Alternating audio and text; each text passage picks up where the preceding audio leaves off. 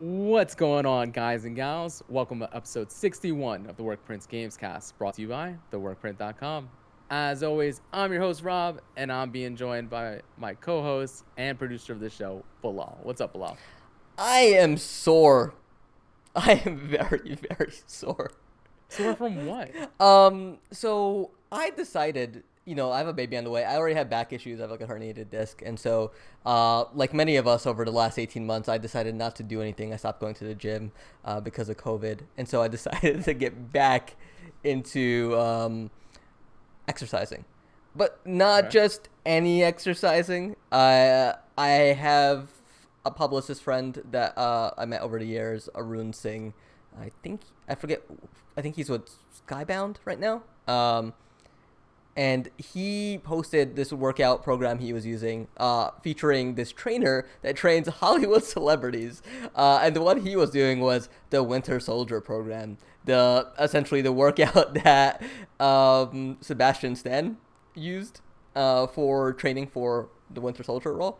So I downloaded the app, I fired it up. It had great videos of everything that you do. Explains it really well. How long you should wait, how long you should rest, and this is kind of what I need. It's kind of why I had a trainer in the past, because when I go to the gym, I just hurt myself because I don't know how to hold my body the right way, or Yeah, I tweak sure, something, sure. and then like I don't know how to compound one exercise to the next. Like I know I can lift dumbbells this way or that way, but then tie it in with something else, and you're just like really working out. I've only done this for 4 days. It was a push, a pull, a legs, and then another push one today. I walked out of the shower, and my wife's like, "Oh my god, how?" And it's only been 4 days, and I feel great. Like the changes are already like starting to come in.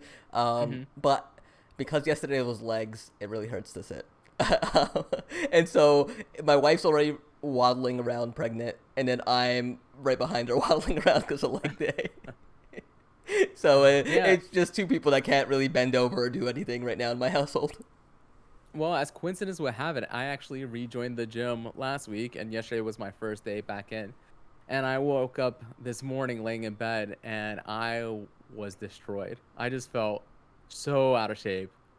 And so I don't know about you, but for me, whenever I feel that out of shape, it's just motivation for me to be like, all right, I can't let myself get back to this point, right? Yeah, I have to get back into the flow of things.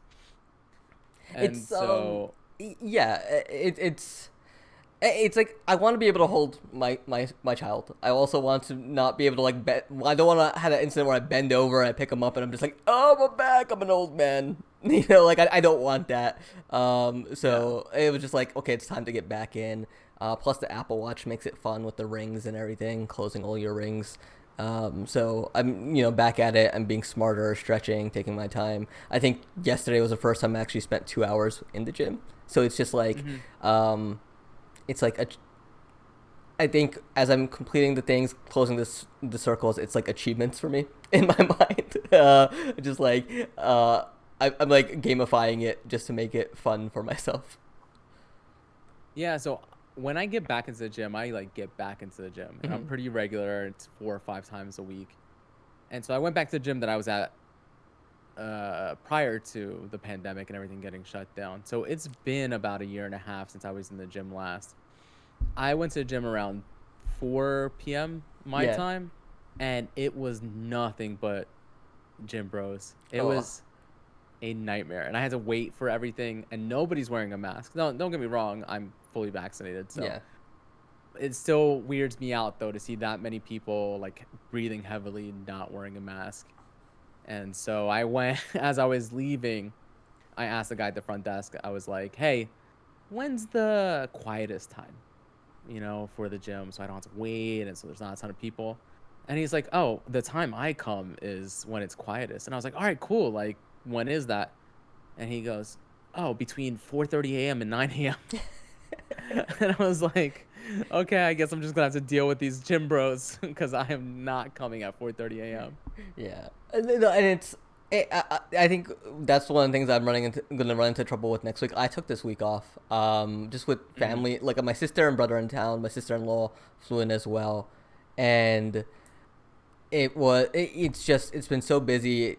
like I can't imagine working through this and then going out for dinners or visiting and just whatever is planned. It's just so much, and I'm just like I need to unwind. I know I'm gonna have like 1,000 emails waiting for me by the end of the week, but I think it's a small price to pay just to like sleep in and catch up, rest. Yeah, But yeah. like, I yeah, mean, I we don't know were what the gym situation is gonna be like because like once we go back, like I have to go back into the office starting next week, twice a week, uh, and that's weird. I don't want to go. Yeah. Yeah, so that's funny. I have a lot of friends who are getting back into their office and their companies are changing the policies. And for me, because the courts they were shut down for maybe a month or two, but for the Yeah, most part, I mean, the courts have to be open to some degree. So I've been going into the office and going into court for the better part of a year now. So for me, it's not that big of a change, everything opening up. And actually, it's only made my job easier because there were so many hurdles that I had to jump through before. Because even though the courts were open, the clerk windows weren't open. They weren't full service the same way they normally are. And now we're getting back to that. So work has actually gotten easier for me, which is nice with everything opening back up. And I'm already used to being in the office. I mean, we talked about this actually right before we went on a little bit during the pre-show, but this past week has been for me as well a very busy life week. yeah, So I haven't gotten a chance to play a ton of new games or a ton of games in general, but there are some that I've been playing, and I know you finished a couple of games. So why don't we just go ahead and get into what we've been playing? Why don't you start it off because you have actually beat some games. yeah. So what have you been playing? I so we did the Mario Golf stream, I think 2 weeks ago, where it was close. It was very close, despite what the media says, and It was so it was not close. It was not close. There is literally an archive people can just go and see. So your lies hold no weight here. They mean nothing. delete archive of Mario Golf stream, add it to do list. So yeah, one of the things I think we quickly realized when we jumped into multiplayer was we need to actually play through the adventure mode to unlock all the courses. And so I wanted to make sure we actually have those maps and we can do Mario Golf properly. So I went through and I was playing Mario Golf consistently throughout the week. And then last night, I just made that final push, stayed up till about 4 a.m., finishing that adventure mode. And man, am I torn because I spoke so highly about it that first podcast after it came out.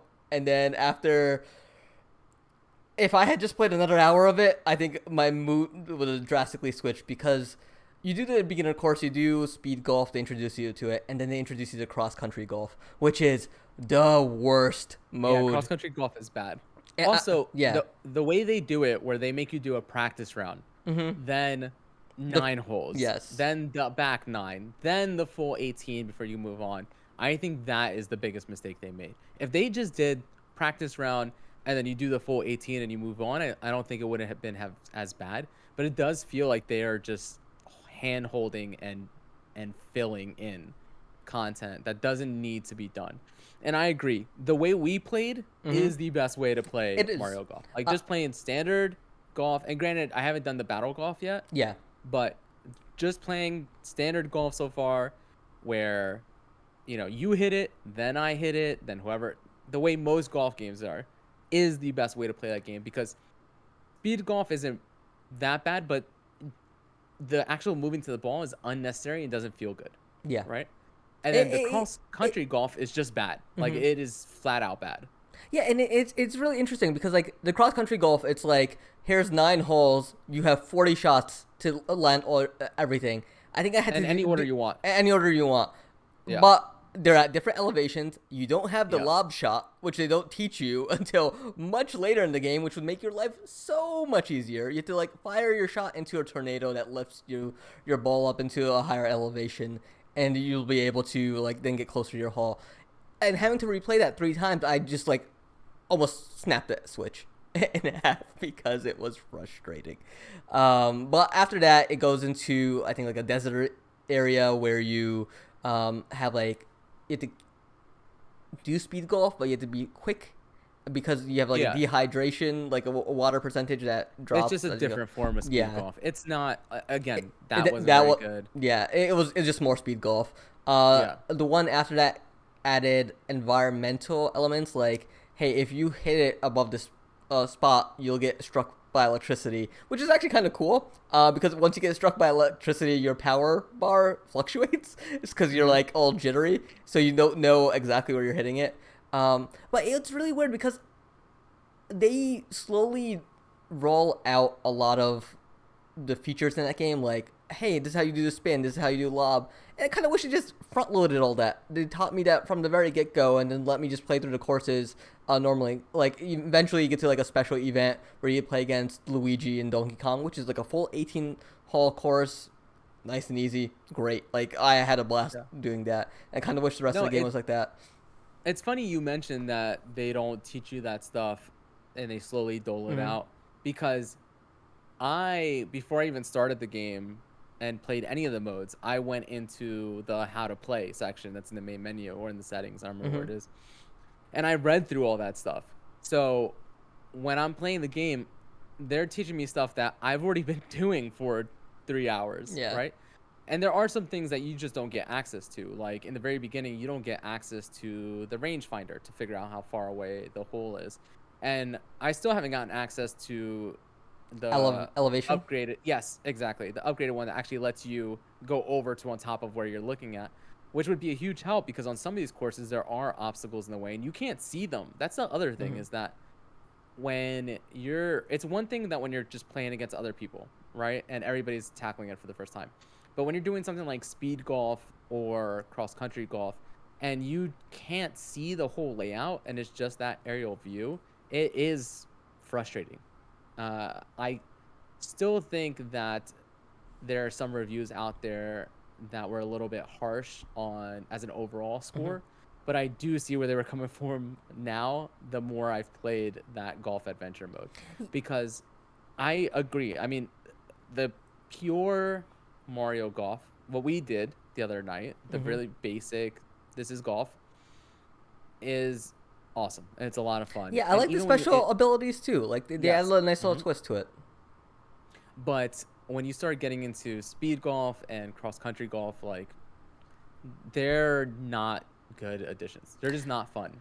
And Eh, everything about that golf adventure mode is tedious. Like it just feels like it's wasting my time.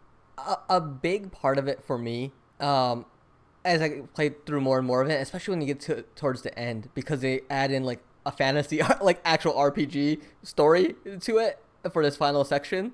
Like there's these trials you do to get a lightning sword, then you go fetch a fire gem, and then you have to go stop the Snow King. It's just like, okay, this is the RPG side of it, but like they create this town for you that is lackluster. There's nothing really going on. I don't didn't even bother talking to anyone inside that town. Then you walk around. They send you back and forth through places. There's an arrow that guides you, but it's just adding to the time clock at the end of the day. There's nothing special about it. There's a shop that you can buy additional wedges and elevation or rangefinder, but you don't need Yeah. any of it. There's nothing. There's No. nothing there. And honestly, the base clubs are better. Yeah, Like, it's like, I never felt like I was lacking anything at the end of right. the day with all that. I did like the story stuff they added at the end. It was kind of cool, but it was very basic. I wish they had. It feels like this game had to hit this release date for Nintendo, and COVID messed around a lot of it. And they're like, well, we could just put all this together. We have these courses, and then we'll just structure it like this, and everyone will love it because it's Nintendo.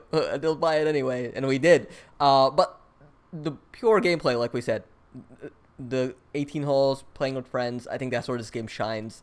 I'm Yeah. excited for our next exhibition match. We can definitely have a lot more fun because those other courses add a lot of fun elements. They're really, the structure of it's really cool. So I'm excited to Yeah. play through it. And yeah, the adventure mode I is lackluster. So Yeah, I agree 100%. It's one of those things where I've also been playing through the adventure mode and I'm at the course right after the desert course. So I'm assuming I'm like 3/4 of the way through yeah, that it's mode. like about 6-7 hours long altogether for adventure Yeah. mode. And so I am it it does feel like a slog at this point.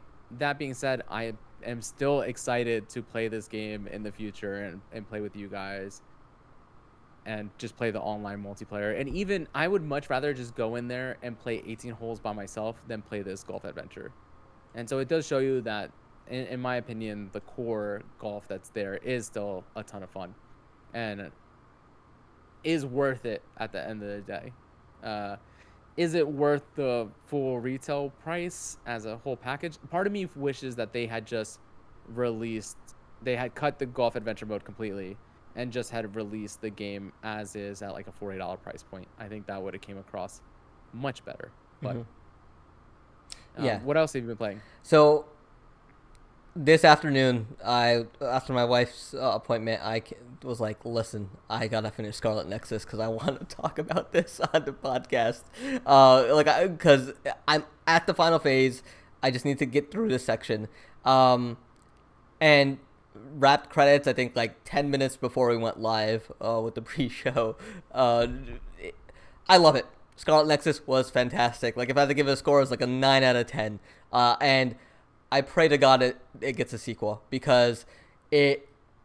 You know how a lot of games, movies come out nowadays and they try to be a franchise. Look at the Amazing Spider-Man movies. Instead of just being a good Spider-Man movie, they try to lay this groundwork for a Spider-Man cinematic universe that just never came to fruition because the movies weren't good. Scarlet Nexus. I hold on real quick. I think that first They're one's fine. pretty good. They were fine. The second one is the Yes. problem because Yes. that's the one that got overly ambitious in what it wanted to be and to create this universe. Yes. But yeah, I agree. A lot of games do that. Yes. And so it tells its story, it creates its worlds, it draws you into its characters, and you spend time with these characters. Like I mentioned, like it has that persona bond, the bonds system in it. Though I think one of my complaints with it is it happens in between like the chapters, the phases in this game, and so once you complete a chapter, then you have like somewhere between a half hour to an hour of bond episodes that you can have with these characters. You can skip through them if you really don't care for them, but like I actually like these characters. I felt like they're really neat. They also had 2 team episodes, which were really cool. Which is just like once both Yuito and Kasane's parties come together near that like the back quarter of the game. There's like bonding episodes. It kind of feels like a little short 10 to 12 minute like a SpongeBob episode kind of. There's like an A and B storyline to it all. It's like you see everyone come together. It feels good. And like it made me feel for these characters. Like I want to see what comes next. And they do a great job of like telling their story and setting up the world and like everything that there's so much more that they can do with this that I can't wait to see a Scarlet Nexus 2. So you played through both. Just Yuito's. Sides. Just Yuito's. Oh, just so and how long did that take you? 27 hours at the end of the day. That's a little bit longer than I was hoping you'd say. It is a bit long. It depends. Like if you want to invest in the Bond episodes, you can. That's where a lot of that some of that time. But I will say like I did leave it on maybe for 2 or 3 hours there. So there might just be some like runtime of me just like away from the console. But like I am with you. I might not jump into Kasane's story just yet, but like you get the full story just from one playthrough. There's stuff that happens in Kasane's story that like like you get told it happens, but I would like to experience it myself at a certain point. So it's not like, oh, there's no point in playing through it. There is. The combat is amazing. I think one of the things in RPGs that always bug me, it's like you always choose your party of 3 or 4 and like you kind of stick with your core characters. In this, you use everybody's powers. You have all access to all 8 abilities, and you're just flying through and just decimating battles at the end. Like everyone is useful. Every power is needed, and it all that factors in at the especially in that final arena. I know people are like, oh, that kind of looks like a Game Pass game. Like, no, like I understand that feeling. Like, you don't want to take that chance, but like this is a game I highly recommend people go out check, especially if you're like a fan of anime. It's anime as hell. The plot twists get even crazier even after I've said that for the past 2 weeks. It's so good. Uh, yeah, 2 thumbs up. Highly recommended. All right, I'm gonna have to give it a try. The problem is I still haven't finished Persona 5. I haven't even started 13 Sentinels, Oh, and so yeah. I already have like these JRPG anime games that I need to get through. The problem is the time sink, honestly, Yeah. and those two are much bigger time sinks than this one seems to be. But I want to get through those before I hop on another one. I Do am going to play this game at some point. Do you have a disc edition for the PS5? Yes, All right, maybe I'll send you my copy, especially once this baby rolls around, because I don't think I'll be sounds good fire. to me. Yeah, I mean, I want to definitely dig into the Kasane soon, but I might just take a little bit of break. I did pick up Doki Doki Literature Club, which you I said, cannot wait for you to play that game. yeah, which you Oh said you my want me to god. stream, and I don't know how exciting of a stream that will be. I have not gotten spoiled yet on what happens there, because I know it's short, but I'm telling you, it'll be a good stream. yeah. It's gonna start off slow, Mm-hmm. but it'll be a good stream. I Yeah. think you should stream it, and I'll be there in Discord to commentate. Okay. If I can find the time, I'll stream it. It's I mean, yeah. if not, just play it. Yeah. Like, just play it. I love that game so much. It's one of the few gaming experiences that has stayed with me for a long Hmm. time. That I'll never forget playing that game, Yeah. honestly. I think And I don't want to overhype it because it's yeah. not, you know, it's not playing Halo or Halo 2 for the first time. It's not on that level, right? But it is very good. I, It is very good. I will say one of the funniest things about the game is when I did fire it up, the first thing that pops up on the screen is all the characters in this game are 18 years old.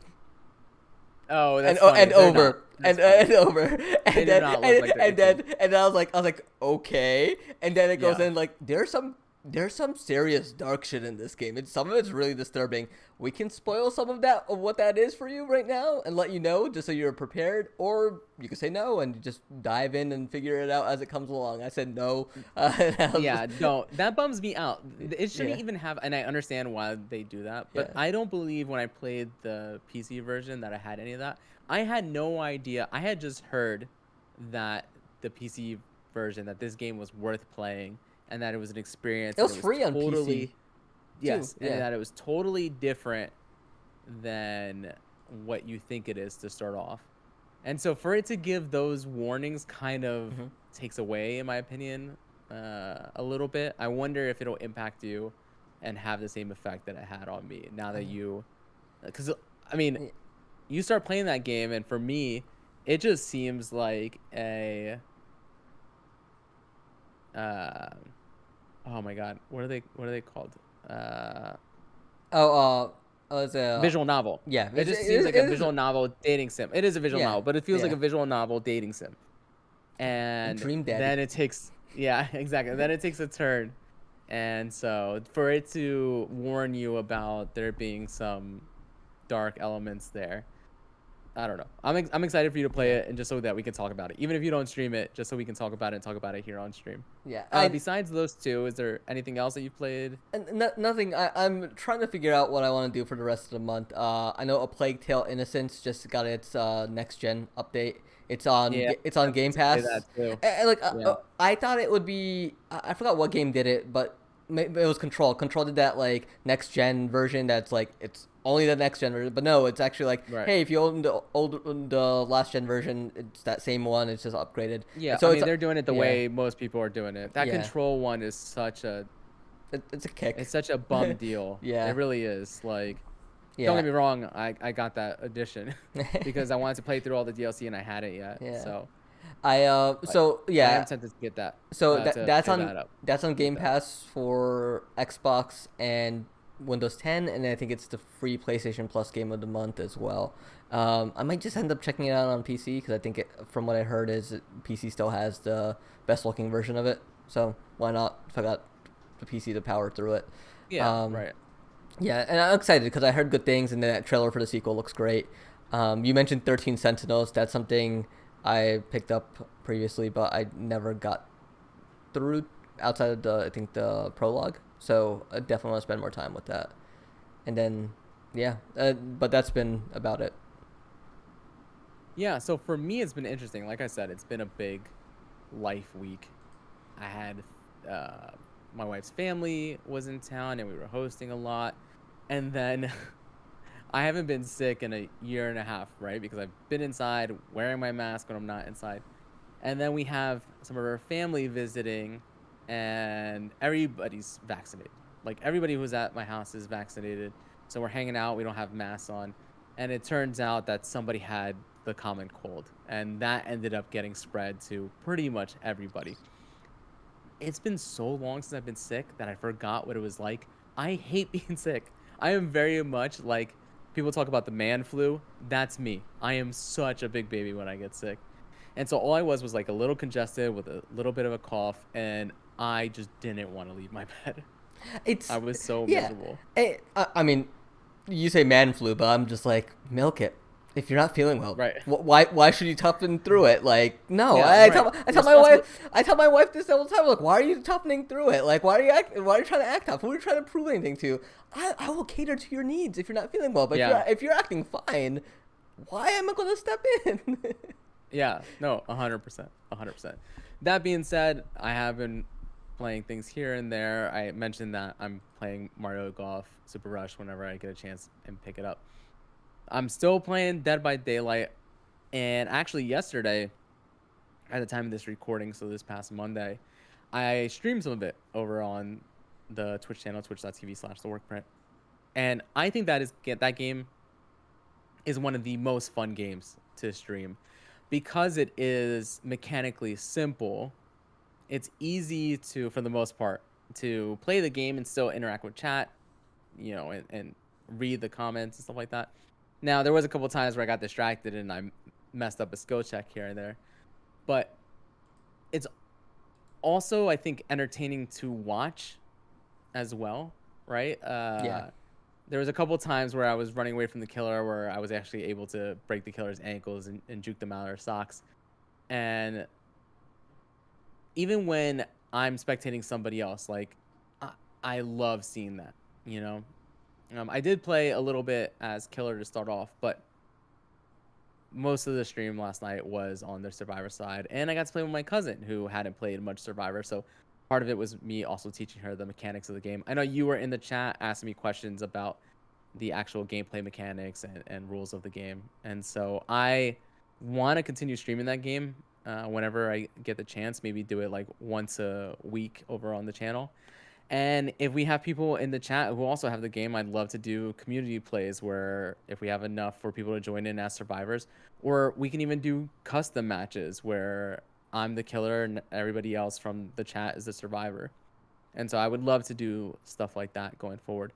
The other game that I have dipped my toes back into is Grounded. Have you played any of Grounded, I Bilal? played it when it came out, but after it was just the first day, but I had a graphics card issue, so Oh, okay. I didn't jump back into it because I was like, I Yeah. need somebody to play this with, and then nobody wanted to be my friend.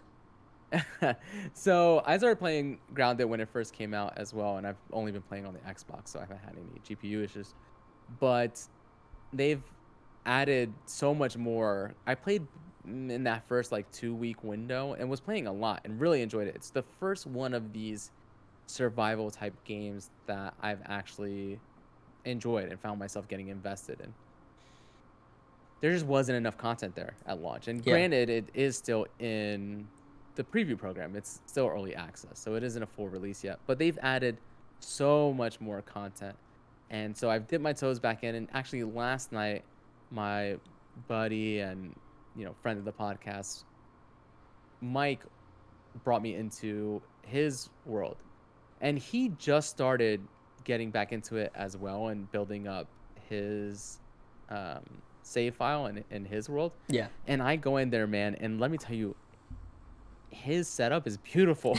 Like I walk up and he's got a multi-layer like home base, and I walk into the first area and it's this wide open space, almost like a museum, right? And he's got chests off to the side. He's got a workbench. Like it looks professional and industrial in a way, even though it's made out of leaves. Have you And then have you watched Solar Opposites at all on Hulu? no, I have Uh, like the first two episodes, I think.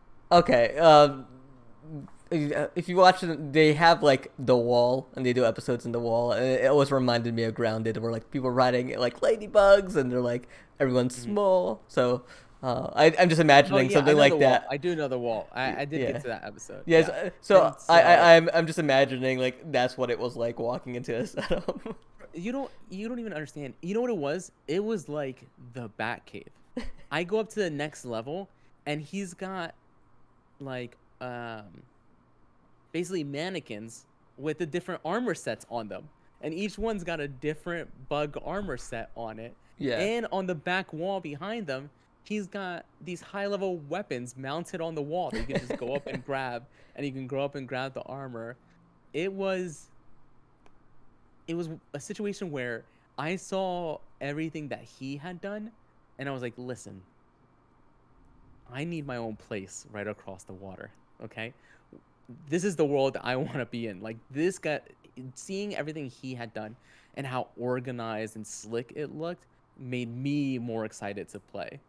And we went on a little adventure. Was like, you know what? I'll just hop in. I'll see your world. I saw what he had done, and I was like, no, no, no. What are we doing next? Like, what do you have to do? And then I ended up playing for like an hour and a half, 2 hours later, even though my intention was just to pop in for like 15, 20 minutes. And so I'm excited. And we haven't even gotten to the new stuff, right? Mm-hmm. Like there's a new boss enemy in the Broodmother. And he like showed me where her area is, but we haven't gotten there. We haven't gotten to the underwater lab. Like there's so much more that's been added. At one point, he takes me up to the top of his building and he's like, look over there, what do you see? And I go, is that a beehive? Because we were in another friend's world and we were trying to find bees to craft this certain armor. We just couldn't find an abundance of them. And then him showing me that, I mean, look, it's silly, but it's silly in the right way. It very much is the Honey I Shrunk the Kids game, Yeah. and I cannot wait to see where this game goes next and what they add. I'll tell you what, the I one just thing see that I just see like when he brought you up to see like the beehives, it was just like he's Mufasa and you're Simba. And he's like, "This is all your domain," yeah, and like, yeah, everything the sun what's that? touches. What's that dark area? That's where the Broodmother lives. You don't go there. Not without me. It was very much like that. And I'm excited to see what gets added. And what I was gonna say is that, to Microsoft's credit, one thing that they do now have in their stable is that they do have these games as service, or these games that have long lives that are being built before our eyes and are responding to community feedback in a real way. Hmm. And so, you see Sea of Thieves, and Sea of Thieves just seems to be getting more and more popular, and it ebbs and flows. It's very much like a wave. Yeah. And every time they release new content, they have a high concurrent player count again. Same thing with Grounded. I mean, every time they add new content, it just brings so much more to the game, and it just fleshes it out so much more that we are getting to a point where it is close to being a full realized game that you can recommend to anybody. Like in its current state, I would just recommend it to those that are willing to understand that it is in early access, and why there is dozens of hours of content already there. It isn't a full game, if that makes sense, Yeah. right? And so it's getting closer and closer to me being able to recommend it to just about everybody. The other cool thing is, and we're gonna get to this later, is actually, you know what? Let's get into it right now. Let's go ahead and get into the news, because that wraps up what I've been Oh, playing. I was just gonna say, or ask Yeah, in this case, what sure. was it about Grounded that Mike stuck with it, or still playing it at this No, point? so Yeah. Mike really liked it from the beginning as well. Hmm. But his problem, the only reason he fell off, is because the rest of us fell off. Hmm. And even though it is a game that you can play by yourself, it is like almost anything, right? It's Yeah. more fun with your friends. Yeah. And so this Doom and Shroom update that just came out recently is what put it back in his mind, and also what had us talking about, hey, why don't we hop back into it? Why don't we get back into it? And so the moment someone was like, yeah, I'd be willing to play again, he went all in. He was pedal to the metal. Yeah. And so that's what brought him back. And so really it's like, I mean, E3 in a sense, right? All that hype behind it Makes sense. is what brought him back. But yeah, the reason I want to get into news is because our first story, if you can bring it up on the stream, and I'm gonna I read gotta, this gotta out loud. remember which one. It's Yeah, here Dead we by go. Daylight. There we Yes. go. All right. Let me Dead by switch over. Daylight turns 5, so players can earn in-game goodies. This is an article from Polygon that kind of breaks down what's going on. Dead by Daylight is now 5 years old, and to celebrate the anniversary, the developer is giving away in-game currencies and cosmetics. One of the big things right away is they gave you 500,000 blood points, which is the current in-game currency that's basically your experience. That's what you use to level up your survivors or your killers and get the perks and attachments and items that you use in each round. The Besides the fact that they are giving you a ton of blood points, they have these items now that are called sacrificial cakes that give you over 100% extra blood points each round, and then those stack on top of each other. So we've been playing in a full group of three, well, in a group of 3 or 4, and we've been getting 400% our normal blood points. So we are just leveling up all these different survivors. There, you also get these iridescent shards, which are used to find new characters or get perks that you haven't unlocked yet with certain characters.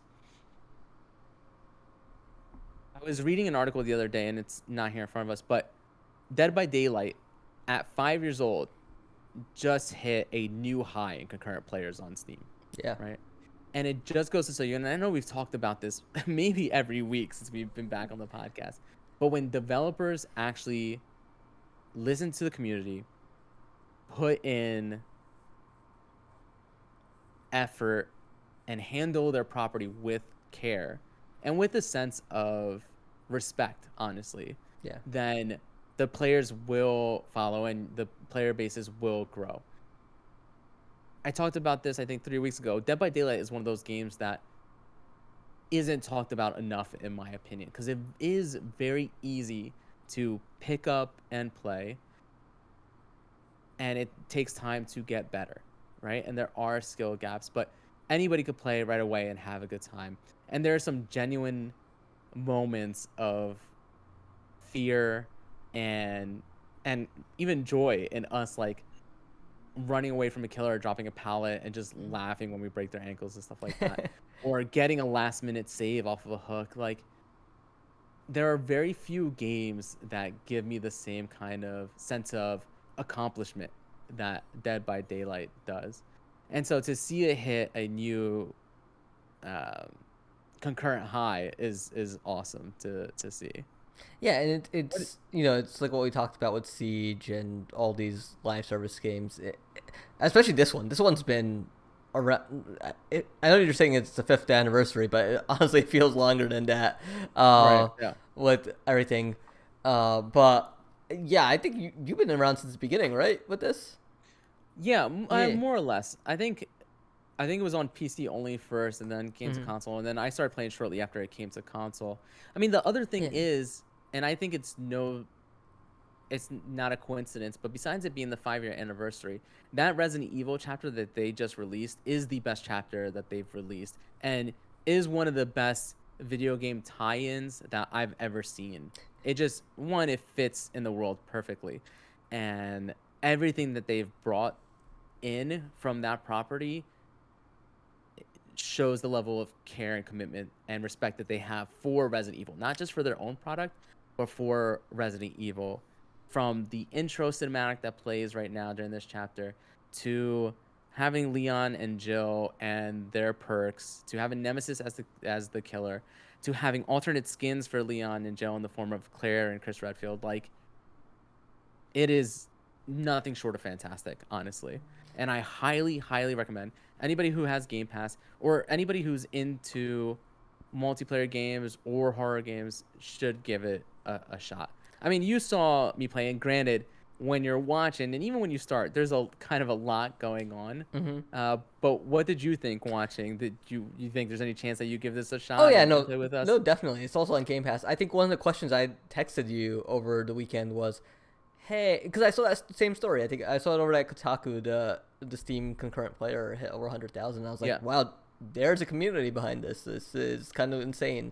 Um, so for me, I looked at, and the Steam sale was happening as well. So I was like, if I wanted Oh, to right, grab right. I this, remember you texting yeah. me. Yeah. If I want to grab this, what bundle do I buy? And I got a bit confused there because I wasn't sure if I can just jump in with the base game, if I need more, like what's the best bang for my buck out of I all mean, this. honestly, just jumping in with the base game is perfectly fine. I think some of the best perks for survivors in the game are from the base characters, especially when you're starting out, Hmm. honestly. I think when you are just getting into the game, I think that you should stick with the base survivors and kind of learn their perks and learn how to play before you start getting some of the DLC characters, because as the game has gone on, they have added different mechanics and more complex mechanics in the perks and how they work and stuff like that.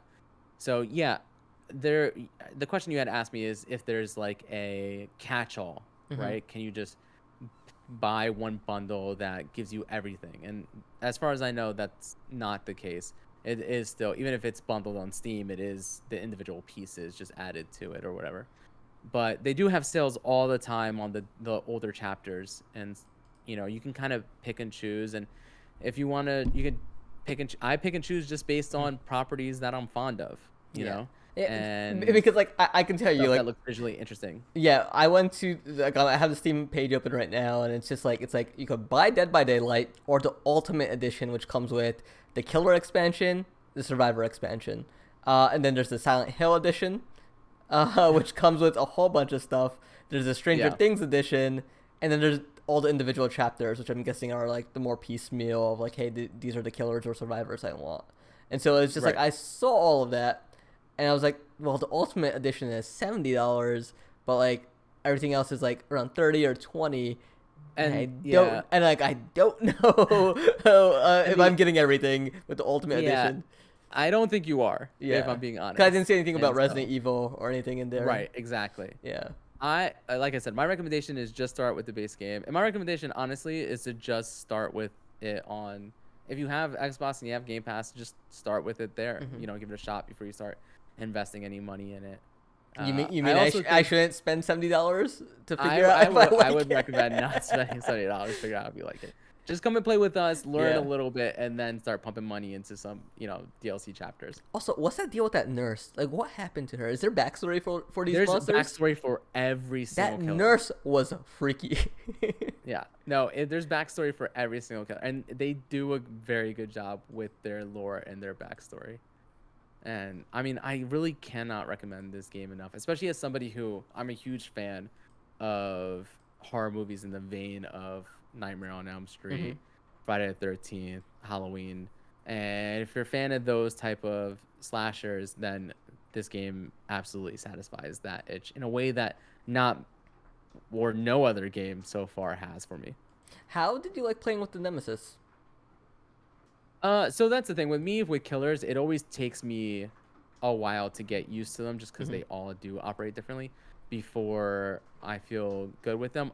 The killer, when you're playing as Nemesis, he feels intimidating. Like even playing as him, like you feel like a bioweapon. Yeah. And so for me, it was just a matter of getting used to the range on his tentacle strike and stuff Hmm. like that. But he feels very, very strong, and he is fun to play. Yeah, and I think yeah, like it seemed like as survivors you just go through the map and start the generators. Is that what you're Yeah, doing? yes. At baseline, you are trying to repair these generators, and there are skill checks involved. But there is some strategy also in when to be on the generator, when to be off, which generators to do. Oftentimes when we lose when we're playing, it's because of the order we did the generators, and we ended up leaving generators that are too close to each other, so the killer can just bounce back and forth Mm-hmm. between them. Listen, I could sit here and talk about Dead by Daylight for like an hour and a half, but we need to move along. So I just one last thing. I think my favorite part from the stream last night was when I think it was you, Matt, and Taylor playing, and I think you're. I think they might have escaped, and then you were like, "If this was real life, I would have been like, guys, come back, don't yeah, leave me." yeah. Part of me Uh, actually wants to go back and kind of clip that and put that up on the socials to help promote me playing Dead by Daylight in the future. yeah, no, it was a good time. I'm excited to. I'll probably install it this week, and hopefully, if life doesn't get in the way, play with you guys Yeah. one of these nights. Um, all right. Next bit of news from Fanbyte: NetherRealm wraps development on Mortal Kombat 11 and confirms new project. So I saw this actually pop up on my timeline because I am following Mortal Kombat. They tweeted out on July 2nd that NetherRealm is now focusing on its next project. And after more than 2 years of supporting Mortal Kombat 11 DLC for the game, including characters, has come to an end. Say it ain't so.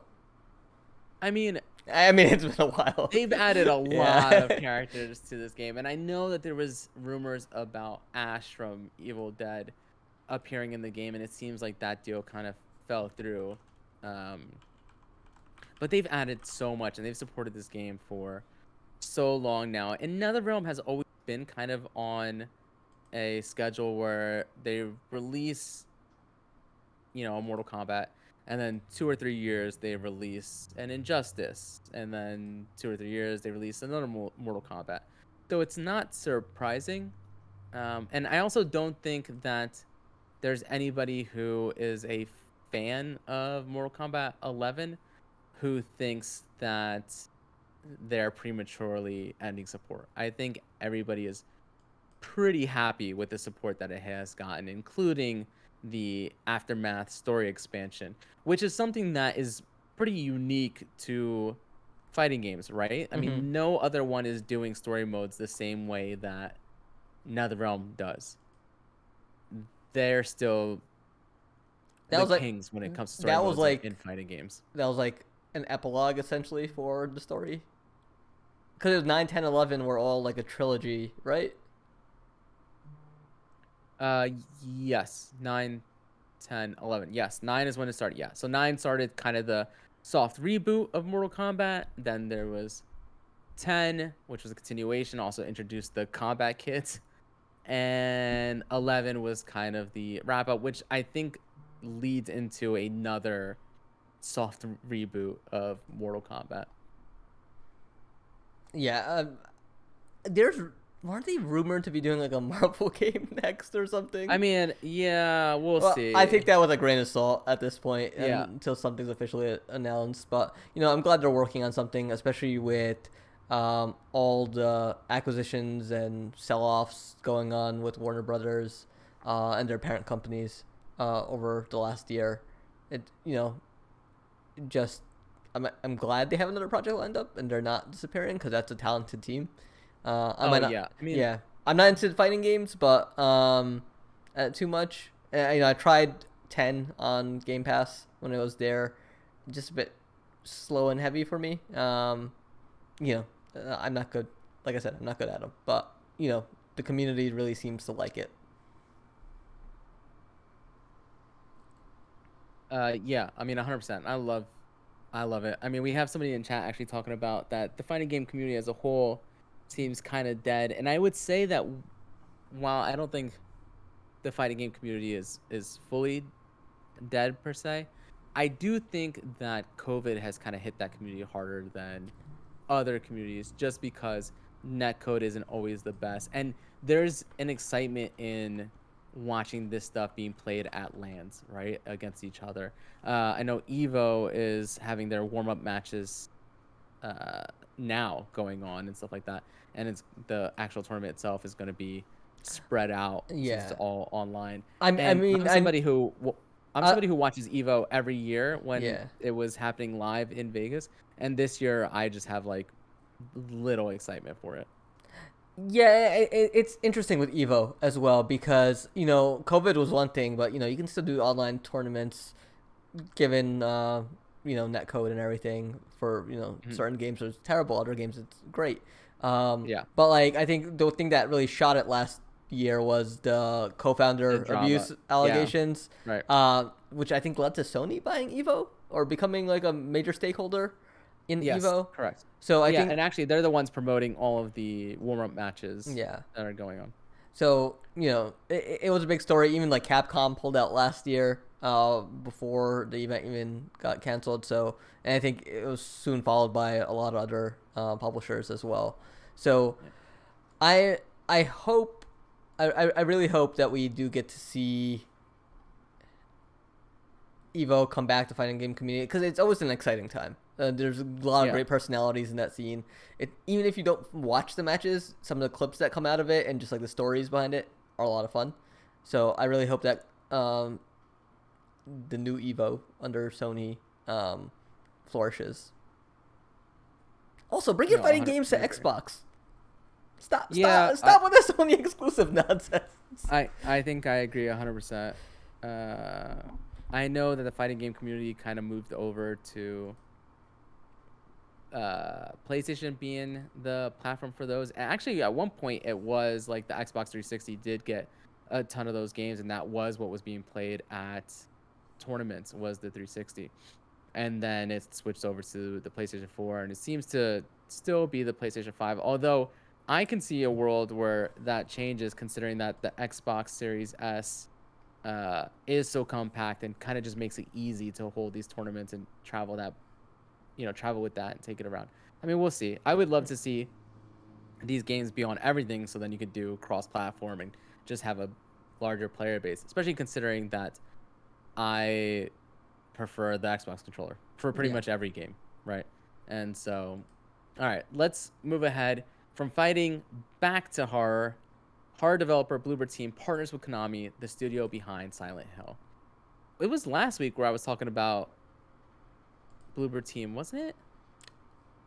Might have been a few weeks back. Oh no, maybe it was last week. Whatever the week we discussed that the medium was coming to PS5.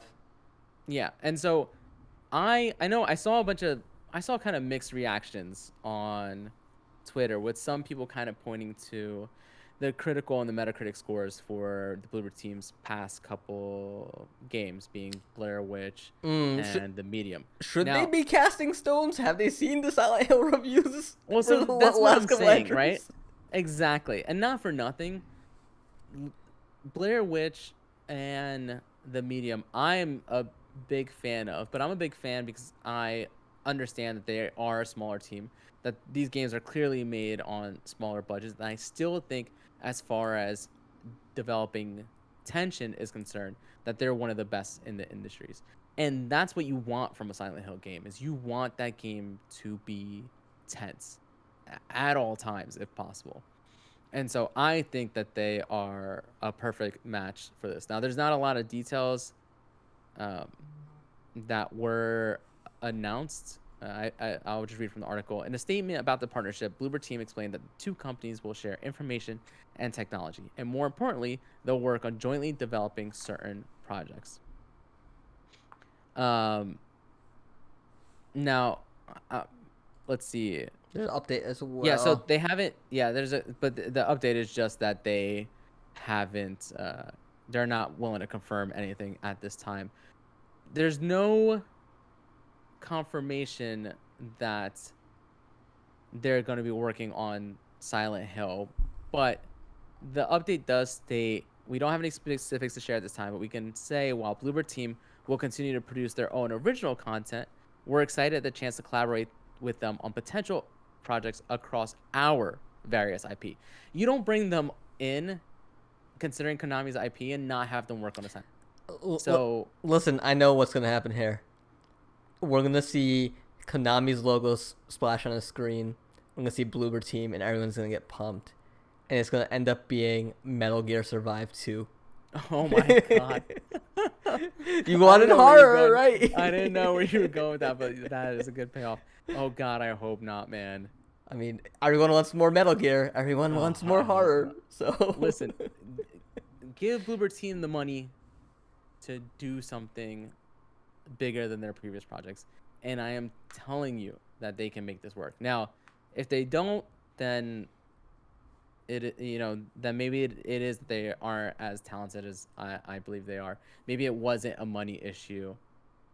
Maybe it is just a technical issue, but I really think that they can make something special with Silent Hill, with that IP, with this style of games they make, and how well they are at creating tension. So I am very, very excited for this partnership to see what happens next. Another thing we talked about last week was Doom Eternal getting that 4K or that frame rate update, right? The next gen boost. A little bit more news coming out that ID Software has announced that they've shelved Doom Eternal's invasion mode and instead are making a horde mode. There's going to be more information to come at QuakeCon. Real quickly, I'm going to read the development update that was posted Friday on Bethesda Softworks website from executive producer Marty Stratton. As many are aware, we intend to release a free invasion mode update for the game. However, the unforeseen consequences of the pandemic and remote working impacted the progress of development for this edition. Blah, blah, blah, blah, blah. We expect to share more information at QuakeCon in August. It basically just says everything I had just told you about them doing a new single-player horde mode, and they're continuing work on a refresh of battle mode, which is their online competitive mode. I think this game is perfect for a horde mode. Did you know anything about what the invasion mode entailed? so I read up on it once the stories start dropping. It was supposed to be where somebody could jump into your campaign game as a AI monster and just control As an them. AI demon. Yeah, so Yeah. it's kind of similar to invasions in the Soulsborne games, right? Well, And so you. basically you could, Yeah, kind of. yeah, except in those games you come in as your character, Yeah. whereas in this game you'd be coming in as one of the demons and interfering with the game. I thought it was a cool concept, but it's also one of those things that I just didn't see myself doing often, right? Whereas even though it's a single player, I would prefer to multiplayer horde mode, but a single player horde mode I could see myself getting into and playing just because Doom Eternal's actual gameplay mechanics and in moment to moment action feel so good. And that is kind of the perfect setting um, to experience that, and what you would make sense to have that kind of mode with those particular gameplay mechanics. Yeah, I mean, Horde will still be fun. I heard the combat in Eternal is fantastic. Just like how you combo through and use all your arsenal. Did they say if Horde is gonna be multiplayer, or is there just kind of just like a single player, just go I believe have they said it's, violence? yeah, I think it's just a single player, probably a, survival as many rounds or waves as you can. Don't forget the last update. Oh, sorry. Do you want to read that? What I missed that one. Players can also now dress their incubus demons in a hot dog suit. What's this look like? I don't understand why you bring the podcast to a screeching halt just for this joke image that nobody else except the Twitch viewers can see it. Nobody who's listening to the podcast can see this image, It's but it it is a incubus demon in a hot dog in suit. a hot dog suit. That's exactly what it is. All right, next story. Some updates to Xbox Game Pass in July. Here are the games coming this month to Xbox Game Pass so far. This is what's announced from Xbox Wire. There's Dragon Quest Builders 2 for the cloud on July 8th. Tropico 6 for cloud, console, and PC July 8th as well. UFC 4 via EA Play July 8th. Blood Roots for console, cloud, and PC July 15th. Farming Simulator 19 for cloud, console, and PC on July 15th. And as we just spoke about, The Medium coming to the cloud July 15th. So I was messing around with the cloud gaming stuff the Yes. other night because I was like I'm not tired. I'm laying in bed. I'm sore, so I don't want to I don't want to get out of bed. So maybe Yeah. I could play something. But my wife was sleeping, and I didn't want to use the backbone controller because the clickiness will wake her up. So I was like, I'll just use touch control. So I started playing Slay the Spire, and this is something I've played on the iPhone before. So I had a bad habit of like touching like certain parts of the screen, hoping they'd react. Um, I've done that with that exact same game as well, and, actually. and I it just got me thinking. I was like, I kind of hope. I probably requires a ton of work to do, but like in the Yeah. future, that if touch options are a thing, that like maybe there's a touch interface that can be programmed into cloud versions of games. I think it would be like neat, but I also understand like how much additional work that is for Yeah. one little thing.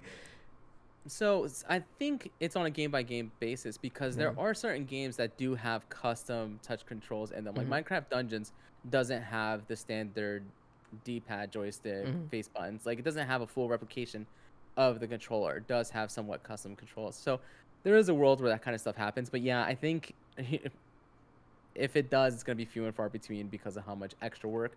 Whereas this is just pitting a shell Yeah. over the game, right? It's also Uh, the cloud stuff has been a lot better for me. I know I complained about it a couple months ago, but it's so much smoother and faster on the Series X blades. real quick, I want to give a shout out.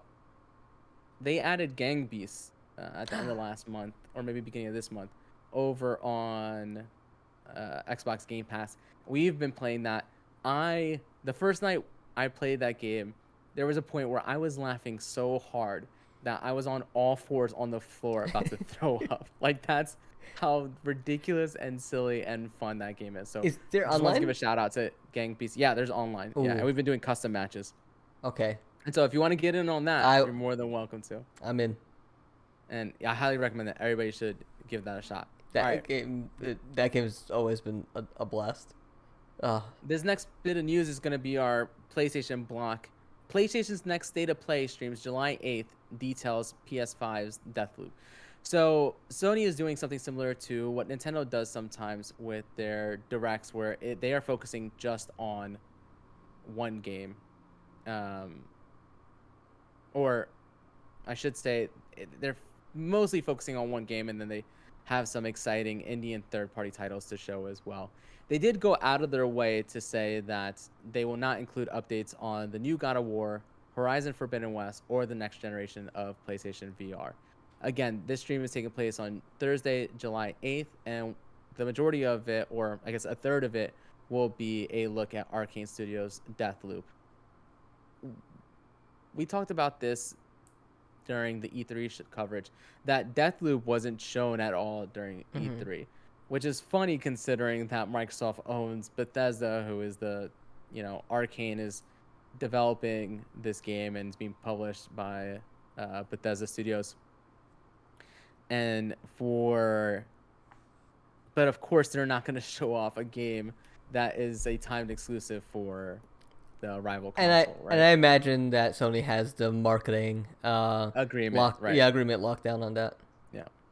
And so it's cool. I'm excited for Deathloop. Actually, I kept telling myself that I was gonna just wait until to Xbox and play it as part of Game Pass and with a controller that I prefer.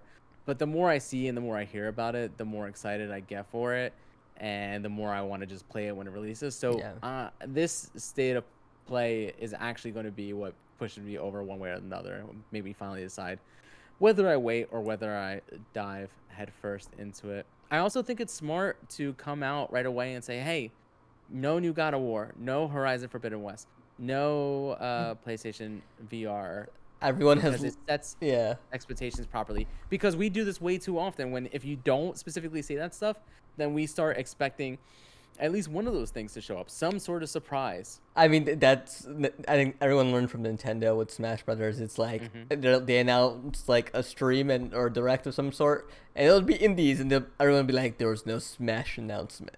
Like, come on. But no, it's a smart move to make. I'm excited for this state of play because I want to see exactly. I want to see gameplay for Deathloop because I think everything we've seen is a stylized trailer up to this point and like nice screenshots. So Yeah. I really want to see what this looks like. I really want to see how. Um, I think they said there was like an invasion mechanic where somebody else can play the antagonist in your world. So I'm like I want to see how this all works. I want to see if is it just kind of just like a roguelike what but yeah, I'm pumped. This Arcane does cool shit. And I think we might see more of what was that Pixar-esque Sony game that they showed with the little girl. Henna and the Bridge of Shadows. I think that's it. I It's think something like that. because that one was like I think at Tribeca with a hands-on playable demo. So if that's coming out this year, I'm not sure the release date on that. I think we might see more of that because that game looks gorgeous. I heard there were some It's funny. performance issues with Yeah. the Tribeca stuff, but maybe it's still not finished. So hopefully it's sprucing up for a nice showing. Yeah, I feel like Sony's slate of fall games is so up in the air still, right? Because we don't have a lockdown date Mm. for Horizon Forbidden West. I mean, the only one we have a lockdown date for is Deathloop, and that's a game that was supposed to release back in May, right? Yeah. So, no, I'm excited to see what comes out of that. And like I said, we're in our Sony block of news. The next bit of news is Nix's joins PlayStation Stable as latest acquisition. Last week we talked about them picking up Housemark and the faux pas and the mistake in the graphic used on Twitter stating that they had acquired Bluepoint. And so instead of announcing an actual acquisition of Bluepoint, the next bit of news we got is that they had acquired Nix's. So Nix's is basically a mercenary port studio, right? They haven't developed any original software, but they mostly help and have primarily helped with Square Enix's PC porting. And this is another acquisition that, while not crazy exciting, makes a ton of sense for Sony as they seem to start to transition into wanting to actually release more of their titles on PC. Now, they're not going the route, and I don't think they will in the near future, they're not going the route of Microsoft and releasing their titles day and date on PC. However, I do see them kind of taking releasing a game and then a year or two later porting it Wait, to I'm PC. I'm sorry. My cat's been in the crib the entire time. Oh, I didn't even see it. Oh, I just no. I just saw something move in the background. Oh god. Okay. No, but yes. Yeah, I think as you said, with PC being a bigger part of what Sony is doing, as much as some of the hardcore fans are like, it's not exclusive anymore to consoles, blah blah blah, whatever. More people that get to play your game, the better. Um, yeah, it's a smart move. Have a studio that just handles all that. Um, I, maybe they'll do Bloodborne because Bloodborne deserves to be on something else besides the PS4. Yeah, no, I mean, I agree. Not that I'm going to play that game again, but I agree that it You, deserves to be on as many things as possible. I think I would. I would play Bloodborne again. No, I, I got the good ending. I'm good. Don't think I'll play again. But all You right, wait. You got all three umbilical cords? yeah, I ate Okay, those okay. umbilical cords, Yeah. baby. Just checking. Yeah, no, I was playing that game and I was like, all right, what do I have to do to get the good ending? And actually, it's funny enough, I was going to try to beat it without doing that, Mm-hmm. and then just wasn't a high enough level yet. And so, in my efforts to go out and grind a little bit more, I was like, let me go do the stuff that I hadn't done, right? Go down the paths I didn't go down. Yeah. And I ended up finding them. And so, I got the good ending. And I'm glad I did, honestly, because It's a good fight. very good. Yes, it's very good. Yeah. Not as tough as the penultimate fight, though, in my opinion, but very good fight nonetheless. Which one was the Last penultimate? is the Old Hunter. Oh, okay. Yeah. So, last bit of Sony news: Ghost of Tsushima Director's Cut announced with Iki Island expansion. So, this is an article I'm reading from Fanbyte, and it states that the new chapter takes place on Iki Island, which was also fighting off a Mongol invasion at the same time as Tsushima. The PlayStation blog post for the game states that the new expansion contains tons of new content, including brand new environments to explore, new armor for Jin as well as his horse, new minigames, new techniques, new enemy types, and much more. So this is a essentially Game of the Year edition and an expansion announcement, kind of all rolled into one. So if you already own vanilla Ghost of Tsushima, then on PS5 it will carry over your save file, but will also run you about $30 to upgrade to this version. So if you're just trying to play the new content on the PS4, it's $20. And PS5 owners will get better lip sync for the Japanese voice track, 3D audio, higher resolution options, and some DualSense features. Well, If you there was no Japanese P- lip sync in the original. It was just English, and then the Japanese dub didn't match at all. So okay, right. I'm So, actually really excited. Like, I didn't play through Ghost of Tsushima. I started it, but like uh, this Japanese lip sync is like, yes, I can put it in Japanese and just enjoy it this way, because that's something I really wanted. So I'm glad that I waited. Ghost of Tsushima is very good. It is a very, very pretty game. It is very much a Japanese Assassin's Creed, but more like the old style Assassin's Creed than the new RPG style Assassin's Creed. Okay, Um, I'll take it. I, yeah, I mean, it is one of those things where I was doing a side quest and then got to a point where I was like, all right, I'm kind of gotten my fill and I'm just gonna beeline to the end, and you're more than able to do that. So if you do want to just beeline it and go straight through the main missions, you can do that and beat the game. Or if you do want to invest hours upon dozens and dozens and dozens of hours in the game, you can. Now, here's the thing that kind of rubs me the wrong way about this announcement, and this is just Sony being Sony. But I was saying that if you're just trying to play the new content on a PS4, then it's a $20 upgrade to get that expansion. But if you buy the director's cut on PS4 and then later want to upgrade to PS5, it's gonna be $10. And that is just so silly. Like I You know, back when the Xbox One was out, and I think like when Microsoft, well, I think when Phil Spencer took over, and we were talking about, you know, Microsoft might not have the games, but they're building their platform. They're making smart technology decisions over like building that foundation. So when those games do come, the platform will be exactly what we want it to be. It's very forward thinking, and like I think people call us stupid because they're like, well, they still don't have games. Like, what's that all matter? And like now you see it. Like, what's that marketing buzzword they used for Microsoft? for the like upresing like the oh my god. Not Smart up delivery? smart delivery. Yes, there you Yeah. go. And so their smart delivery. Sorry, my cats are fighting in the crib. Oh my god, you're killing me here.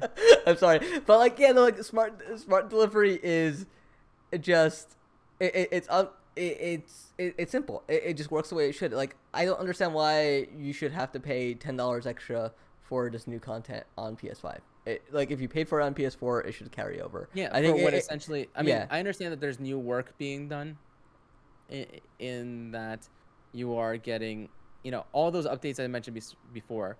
So the content is the same, but all those updates that I mentioned before are only coming to the PS5 version. Mm. But again, I think when your competitor is kind of just has smart delivery and you just get it as owning the Mhm. earlier version, I think it's a bad look when you then charge us. And I understand that you have to make money to recoup the cost, but you're already making money because if someone that means somebody that bought that director's edition, right? Like somebody already bought that content, whether it was $20, or $30, they already bought that content. And so at this point, don't what you do is the better look, Mhm. and this is the Yeah. businessman in me. The better look is don't make it $20 for PS4. Just make it $30. Yeah. Make it $30 for PS4. Make it $30 for PS5, and just say, but if you upgrade, you get the upgrade for free. Like, Exactly. why do this? Yeah, and It, like it's honestly just it's funny because the math is the same, but it's yeah. a worse look optically to pit it out this way.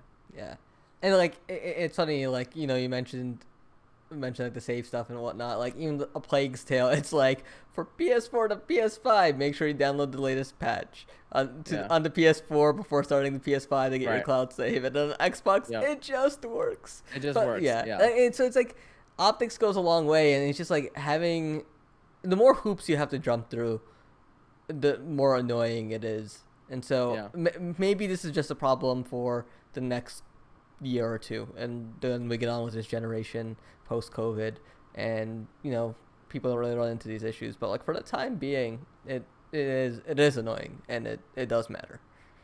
Yeah. All right. Last bit of news, and I think this is the biggest announcement.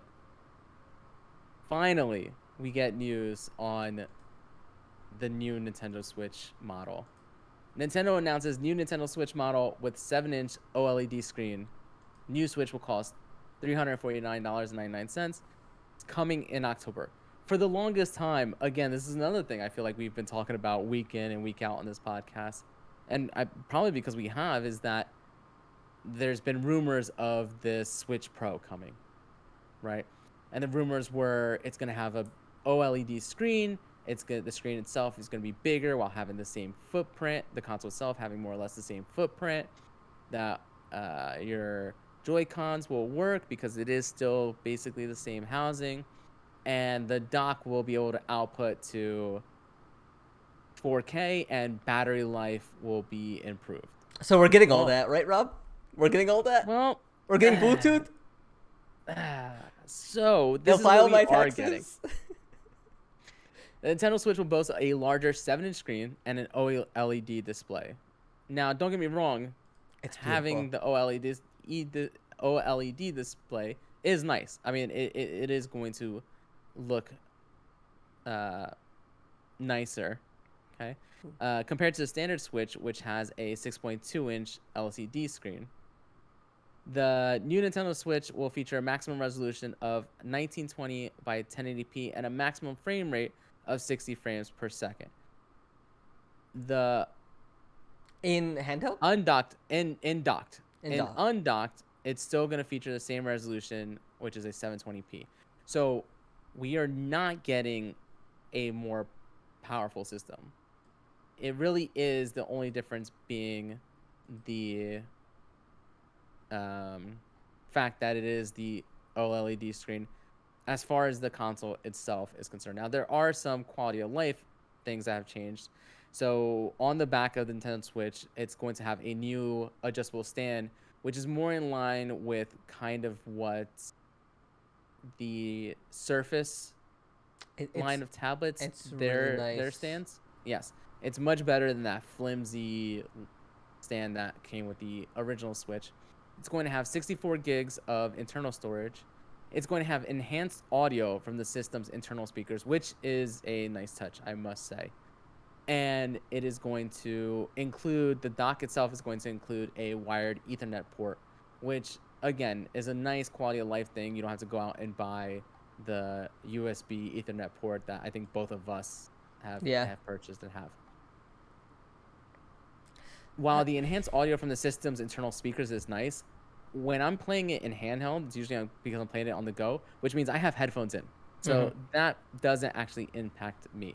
I was excited for a console that was going to support 4K resolution when docked. When we were playing, playing Mario Golf, while it looks great, still does not look great when docked on a 4K screen, Yeah. right? I I actually was playing a little bit of Fortnite on the Switch earlier today because while I was with family this Why? past weekend, my little nephew had mentioned that he still plays Fortnite. He has a Switch, and so I wanted to try it out so that I could play with him soon in the future. And it is hideous on a 4K screen. I mean, besides the fact that it also only runs at a max of 30 frames per second, whereas my Series X, I was running it at 120 frames the other day. But this is, I woke up this morning when by the time I opened up Twitter for the first time in the day, this was actually like the first tweet I saw was this announcement. I think it was around, 10 a.m. when I opened up my phone. I think they made this announcement around 10 or 9 a.m. Eastern. And I was so like I was hyped early in the morning, and then I watched the whole video and started reading more about it, and the excitement started to go down and down to the point where like this isn't for me. There's So no reason for me. This isn't an upgrade. This is a like half slight this is lateral the move. DSi. This Yes, is the this is Nintendo exactly what this is.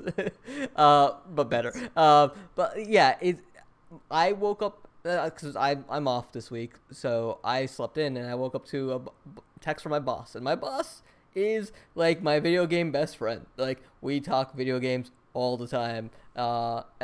We buy more games than we should.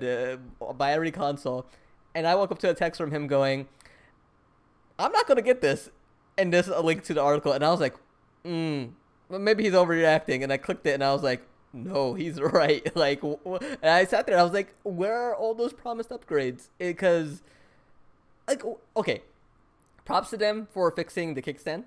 Because, like you said, the current one sucks. I tried Yes. using it on an airplane.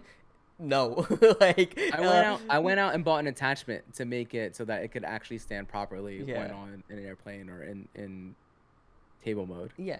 The addition of the Ethernet port in the dock is great. I actually like the new dock look. On the back, it's more curved. For the entry there, so I think like that stuff that looks neat. I actually like It the I white Joy Cons and the white dock. Yeah, I agree, and I Mhm, like that the docks have both Ethernet ports, not Ethernet ports, sorry, mhm. both USB ports on the outside now. So basically, the way the dock They're works is that there on the current one. no, there's one, and then there's one where the Ethernet port now is on the dock. To wait, you're confusing me because there's on the current dock. There's two on the outside. Oh, there's two on the side, and then there's Yeah, one on the back as well. yes, and they Oh, replaced that with the yeah, Ethernet. Yeah, and they replaced that with the Ethernet. Yeah. yeah, and so Um, yeah, which is nice because honestly, the only thing that's plugged into that back USB port is my yeah, Ethernet yep. adapter.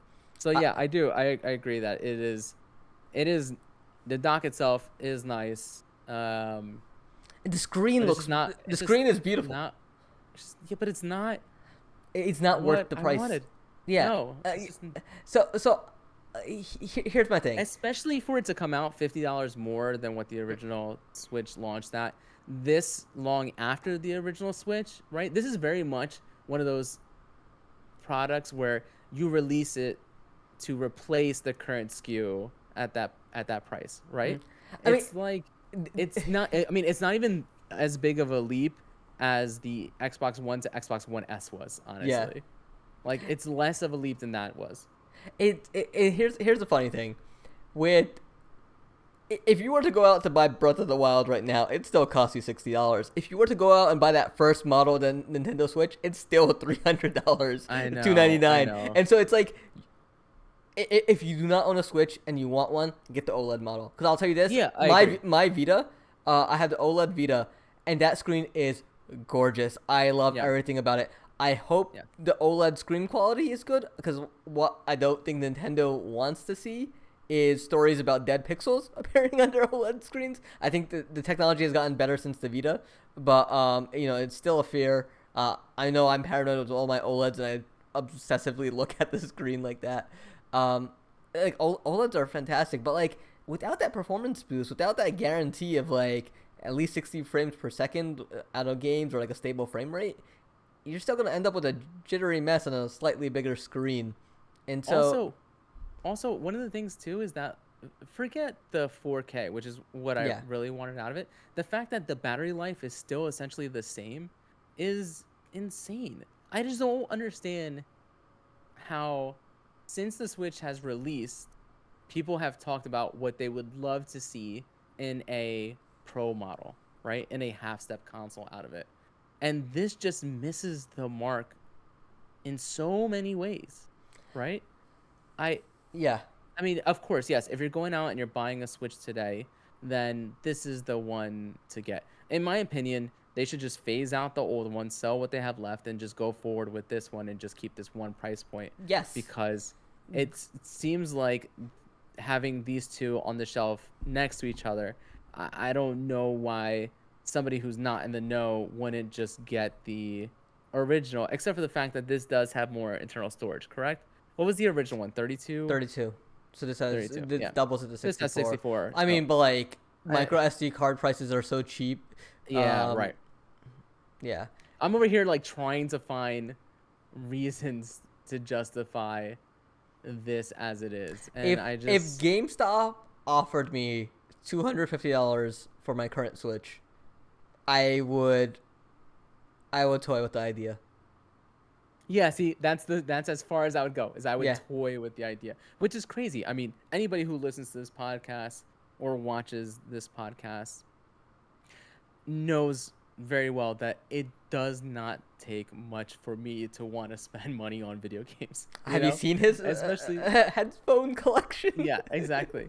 And so for them to come out with this announcement today and for me to be like, nah, hard pass, I think says a lot and speaks volumes. And uh, I tweeted it out this morning. I essentially said like, I think next year we see the Switch Pro.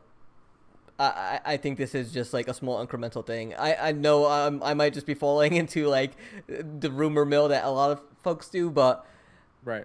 it's either we see a 4K Switch with, because like there's been numerous stories, numerous sites with sources Yeah. confirming that like there's these new Nvidia chips with DLSS, like these are from sources that like the industry trusts.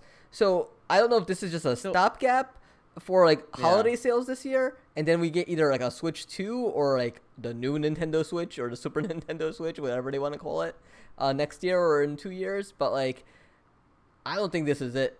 I think Did they say whether or not they are phasing out the original model? Because that's the only way that makes sense to me, is if they phase out the original one, you just cannot buy it anymore.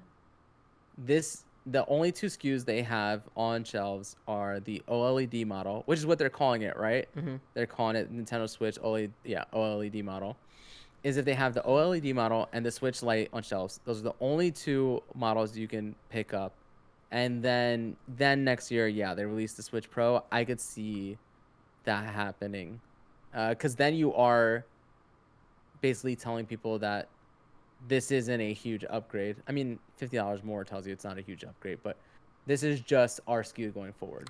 So But if they're, I see that yeah. that graphic that you have up, and it shows all three SKUs So on there. yeah. I mean, if they go forward with that, I don't know how you introduce a pro model, and then what do you have? You have four SKUs, like I mean, of. did you see the DS and the 3DS Oh, I guess lineup? you know the problem is I'm trying to apply normal video game logic and not Nintendo logic. So you're right. It's what? I'm on board. You're right. We're getting one next year.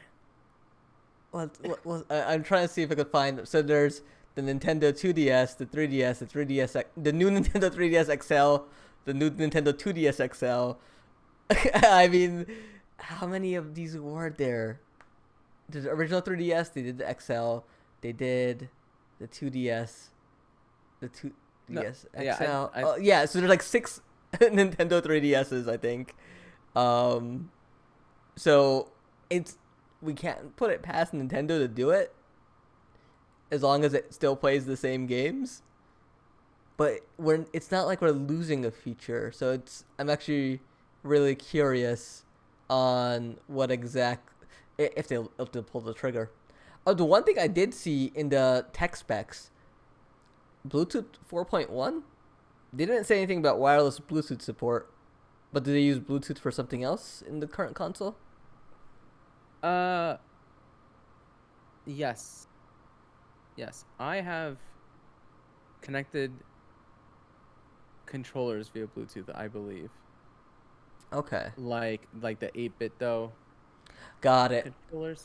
Okay, but you can't do headphones, which sucks. I don't believe so. I have the little USB-C adapter thing that I use for the Yep.